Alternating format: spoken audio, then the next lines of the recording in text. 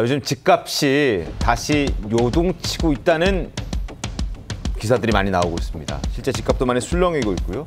10.15 대책 이후에 거래가 뚝 끊겼다라는 얘기들이 참 많이 나왔었는데 한 달 만에 서울 아파트 값이 다시 상승폭이 커지면서 약발이 다 했다라는 분석도 나오고 있습니다.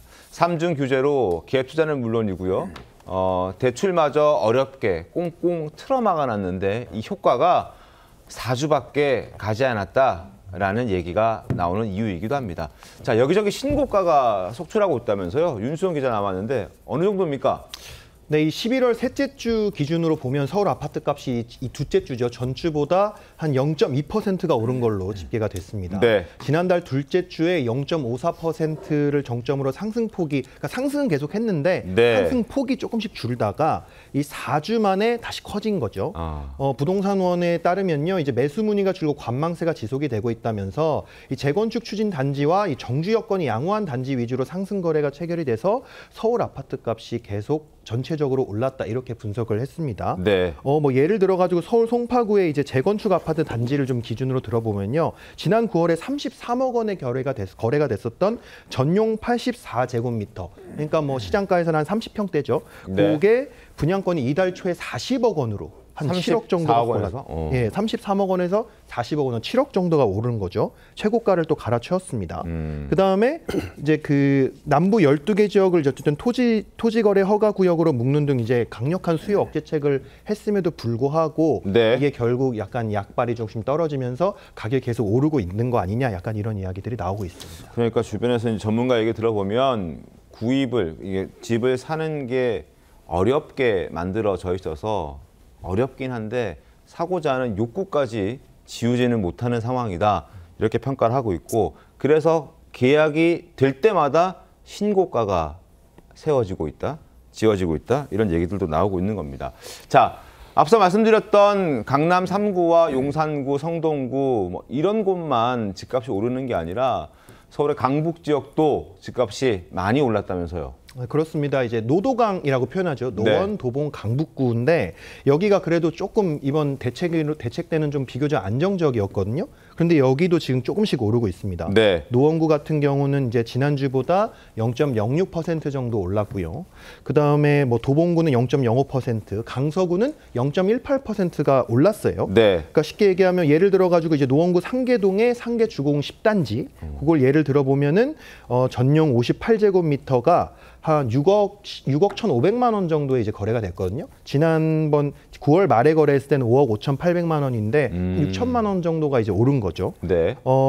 아까 조금 전에 말씀드렸듯이 이제 가격이 오를 거라고 전망이 되면 사람들이 이제 저가 아파트, 좀 가격대가 좀 낮은 아파트들을 조금씩 살려고 하고, 네. 또 어떻게 보면은 교통 생활 인프라가 조금 더 괜찮은 이제 저가 아파트들을 먼저 살려고 하다 보니까 이런 노도강 쪽에서도 가격이 오르는 아파트들이 생기고 있다, 이렇게 분석을 할 수가 있습니다. 알겠습니다. 팔 사람보다 사려고 하는 사람들이 많아지고 있다. 그래서 부르는 게 값이다라고 전문가들은 이야기를 하고 있습니다.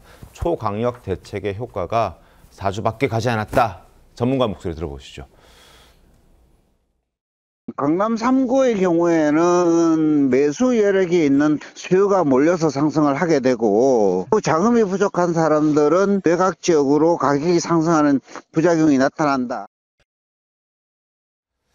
자, 규제 지역 확대, 대출 규제, 뭐 온갖 정책들을 쏟아냈던 지금 이재명 정부의 부동산 대책이었는데 결국 효과가 없다고 봐야 됩니까? 여선웅 위원님, 어떻게 된 겁니까? 지금 뭐 6.27 대책부터 9.7 네. 공급 대책까지 시장은 이 정부의 대책에 약간 실망한 분위기다, 이렇게 좀 평가를 할 수 있을 것 같고요. 네. 저는 앞으로 지금 뭐 이재명 정부에서 연말 전에 뭐 구별로 공급 대책을 발표한다고 하는데 그것도 저는 효과가 미미할 것이다, 이렇게 보여집니다.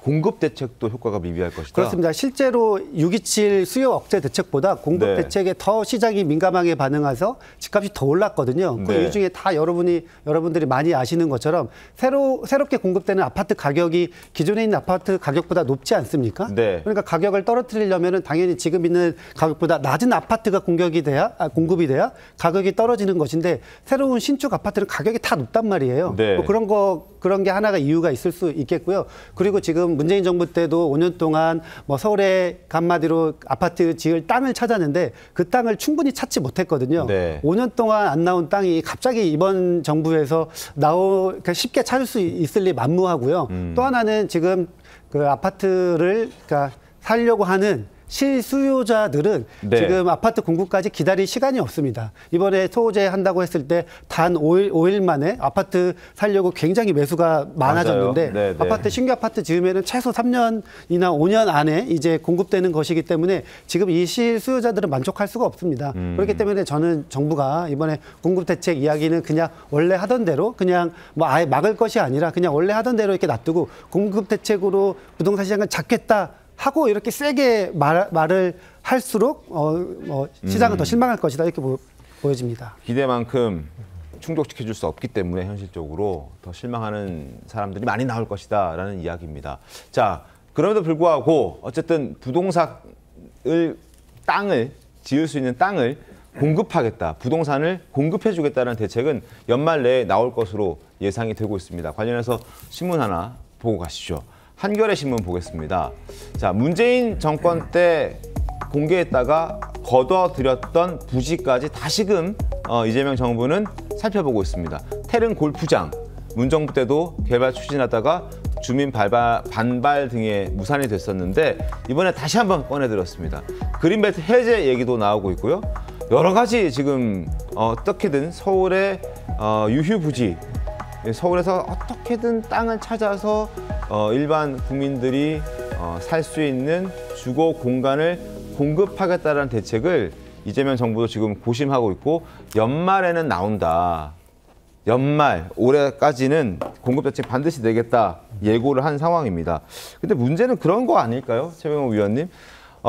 일반 국민들이 살고 싶은 아파트, 뭐 민간 아파트라고 봤을 때 네.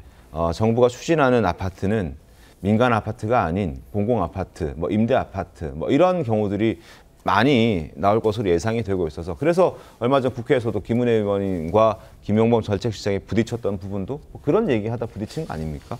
그러니까 이제 공공주택이라고 하면 흔히 우리가 얘기하는 뭐 국민주택 평형 뭐 그 이하나 뭐 네. 그 정도를 얘기할 가능성이 높거든요.